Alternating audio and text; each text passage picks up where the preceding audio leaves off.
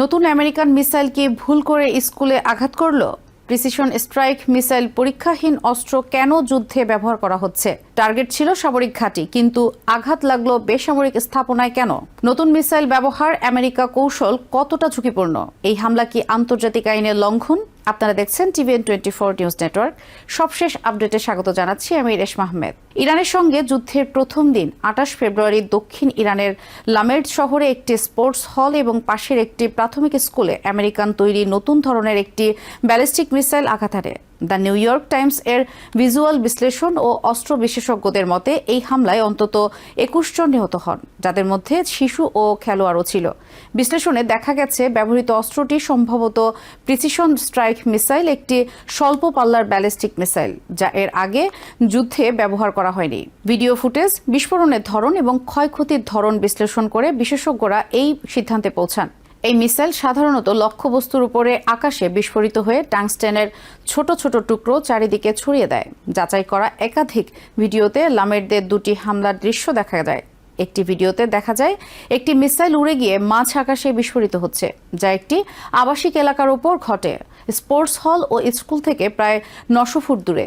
আরেকটি সিসিটিভি ভিডিওতে স্পোর্টস হল ও পাশের স্কুলের ঠিক উপরে বিস্ফোরণ দেখা যায়। হামলার পরের ছবিতে দেখা যায় ভবনগুলো অসংখ্য ছোট গর্তে ভরা, যা টাংস্টেন ফ্র্যাগমেন্টের আঘাতের সঙ্গে মিলে যায়। স্পোর্টস হলের ছাদ আংশিক ধসে পড়ে এবং স্কুলের ভেতরে ভাঙা জানালা, আগুনের ক্ষতি এবং রক্তের দাগ দেখা যায়।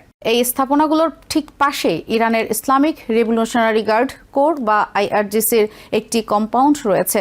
তবে স্যাটেলাইট ছবিতে দেখা যায় অন্তত 15 বছর ধরে স্পোর্টস হল ও স্কুলটি দেয়াল দিয়ে ওই সামরিক ঘাঁটি থেকে আলাদা করা ছিল।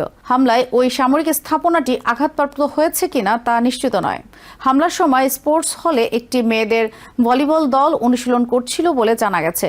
স্কুলটিও নিয়মিত শিশুদের ব্যবহারের জন্য ছিল এবং বিভিন্ন মাম্পিং প্ল্যাটফর্মে এটি বেসামরিক স্থাপনা হিসেবে চিহ্নিত ছিল। প্রিসিশন স্ট্রাইক মিসাইল মাত্র গত বছর পরীক্ষামূলক ধাপ শেষ করে। আমেরিকান সেন্ট্রাল কমান্ড পরে নিশ্চিত করে যে যুদ্ধের প্রথম 24 ঘন্টার মধ্যেই এই মিসাইল ব্যবহার করা হয়েছে, যা এর প্রথম যুদ্ধ ব্যবহার। এই মিসাইল নতুন হওয়ায় বিশেষজ্ঞরা এখনও নিশ্চিত হতে পারছেন না এই হামলা ইচ্ছাকৃত ছিল নাকি লক্ষ্য নির্ধারণের ভুল, নকশাগত সমস্যা বা উৎপাদন ত্রুটির কারণে ঘটেছে। ইরানের রাষ্ট্রীয় সংবাদ সংস্থার মতে এই হামলায় অন্তত 21 জন নিহত এবং প্রায় 100 জন আহত হয়েছেন। নিহতদের মধ্যে স্কুল শিক্ষার্থী ও ভলিবল খেলোয়াড় ছিল।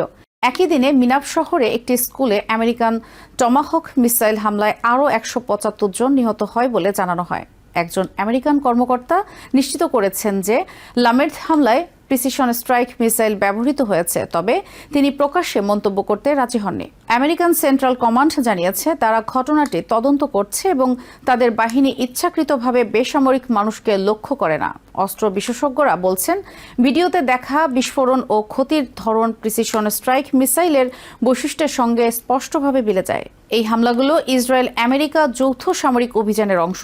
যুদ্ধের শুরুতে দক্ষিণ ইরান অঞ্চলে মূলত আমেরিকান বাহিনী সক্রিয় ছিল, যেখানে লামের্ড অবস্থিত। Precision strike missile Lockheed Martin তৈরি করেছে এবং এটি প্রায় 400 মাইল দূরের লক্ষ্যবস্তুতে আঘাত হানতে পারে, যা আগের মিসাইলগুলোর তুলনায় অনেক বেশি পাল্লার। তবে এর নির্ভুলতা ও বিস্ফোরণ ক্ষমতা সম্পর্কে বিস্তারিত তথ্য এখনও প্রকাশ করা হয়নি। অতীতে পেন্টাগন কখনো কখনো নতুন বা পরীক্ষাধীন অস্ত্র সরাসরি যুদ্ধে ব্যবহার করছে, যাকে তারা কমব্যাট ইভালুয়েশন বলে, যেখানে পূর্ণ পরীক্ষার আগেই বাস্তব পরিস্থিতিতে অস্ত্রের কার্যকারিতা যাচাই করা হয়। নিউ ইয়র্ক থেকে সম্প্রচারিত টিভিএন 24 টেলিভিশন বিশ্বজুড়ে বাঙালির কণ্ঠস্বর।